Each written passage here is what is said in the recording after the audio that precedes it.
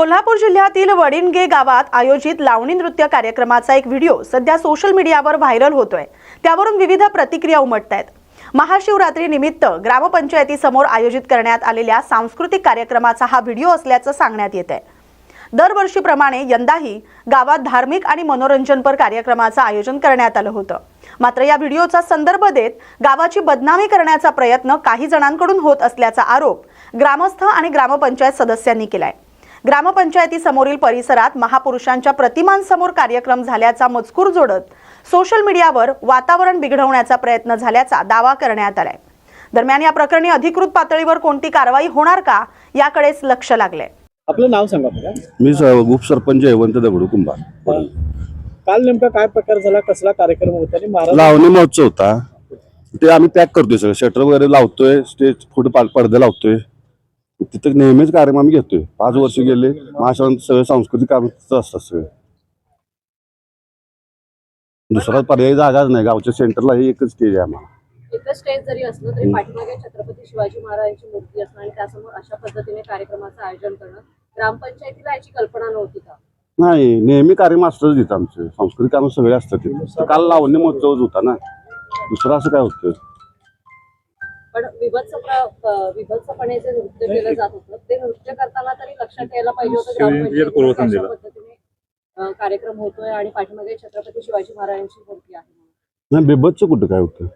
Videos viral झालेले आहेत त्याचे। म्हणजे कालचा जो कार्यक्रम झाला तो योग्य होता असं? नाही, आम्ही लावणी महोत्सव ठेवलेला, त्यामध्ये काय तर तिने कार्यक्रम केला असेल, डान्स वगैरे। गेले 6 वर्षाला महाशिवरात्री निमित्त असे कार्यक्रम असतातच दरवेळी। एक मिनिट, तुम्ही जरा पुढे या, पुढे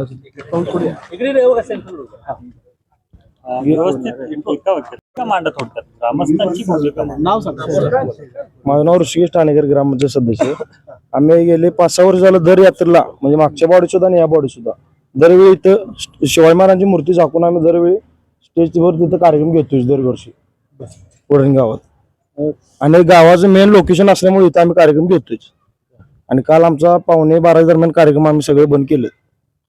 आणि हे जे आता जे व्हिडिओ व्हायरल झाले कशा पद्धतीने केले ते साम टीव्ही ते व्हायरल झाले, ते शिवजयंती निमित्त ठेवले असं ते झाले। ते शिवजयंती निमित्त नाही, महाशिवरात्री निमित्त आम्ही कार्यक्रम घेतलेला आहे।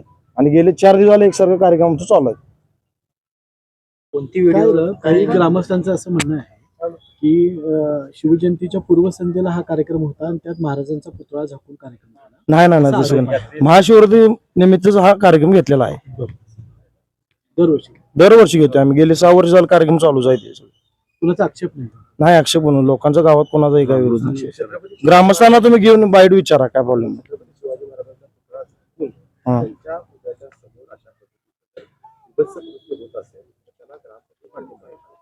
पाठिंबा असं काय नाही, दरवर्षी आमचं कायमचं स्टेजच आहे, ग्रामपंचायतीचं स्टेज आहे। गेले 5-6 वर्ष झाले, मागच्या बॉडीत पण या बॉडीत पण आम्ही कार्यक्रम इथेच घेतोय सगळे, असं दुसरीकडे घेणार कुठे ना। मी संभाजी केसरकर, वडणग्याचा नागरिक।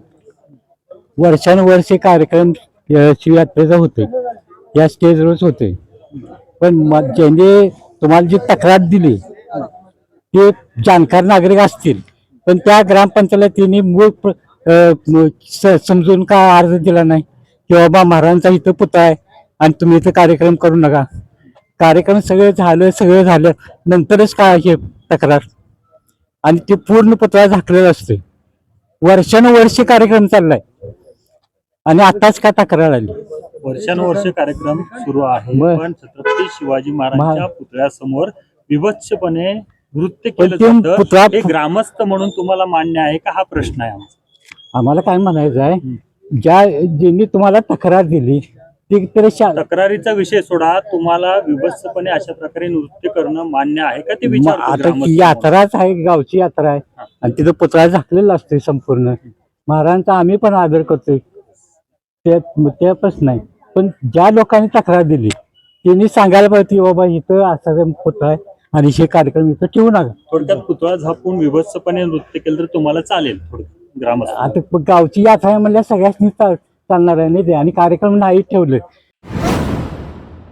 अहिल्यानगर जिल्ह्यातील श्री क्षेत्र मढी इथं बुधवारी भट्टी अर्थात होळीचा सण पारंपरिक आणि वैशिष्ट्यपूर्ण पद्धतीनं मोठ्या उत्साहात साजरा करण्यात आला.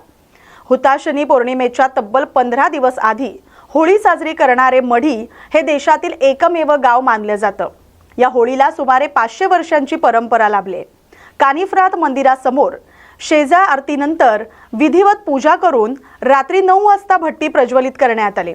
यावेळी प्रशासनातील अधिकारी, देवस्थानचे पदाधिकारी, ग्रामस्थ आणि भाविक मोठ्या संख्येने उपस्थित होते.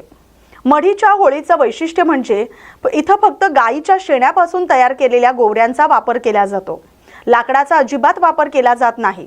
गावातून वाजत गाजत सुमारे 2 टन गोवऱ्या गडावर आणून 10 फूट उंच आणि सुमारे 50 बाय 50 फूट आकाराची भट्टी रचण्यात येते. भट्टी प्रज्वलित झाल्यानंतर भाविकांनी प्रदक्षिणा घालून नारळ अर्पण केले. गावातील प्रत्येक घरातून नाथांना आणि होळीसाठी पुरणपोळीचा नैवेद्य अर्पण करण्यात आला. चैतन्य कानिफनाथ यांची संजीवन समाधी असलेल्या या ठिकाणी होळीपासून सुरू झालेली यात्रा थेट गुढीपाडव्यापर्यंत चालते. नाथांच्या इथं पावनभूमीमध्ये पहिला होळीचा सण साजरा झाला असून पहिला होळीचा मान मरकड समाजाला असून यानंतर 15 दिवसांनी होणारी होळी कैकडे समाजाच्या गोपाळ समाजाला मान असतो आणि मुख्यतः आजपासून मुख्य यात्रेला सुरुवात झाली. आजच्या भट्टीपासून गुढीपाडव्यापर्यंत 1 महिनाभर चालणारी यात्रा ही भट्टी, होळी, त्यानंतर रंगपंचमी, फुलरबाग कावडी आणि गुढीपाडव्याची महापूजा होऊन यात्रेचा सांगता सोहळा होत असतो आणि 20 ते 25 लाख भाविक साधारण यावर्षी संख्या वाढती राहील, 30-35 लाखापर्यंत राहील आणि अशी मोठी भव्य यात्रा या संजीवनी समाधीमध्ये कानिफनाथ दर्शनात भक्त येत असतात आणि यात्रेचं महत्व अख्ख्या महाराष्ट्रापासून देशातून लोक येतात आणि आम्ही नवीन विश्वस्त मंडळ यात्रेच्या नियोजनासाठी तत्पर आहोत.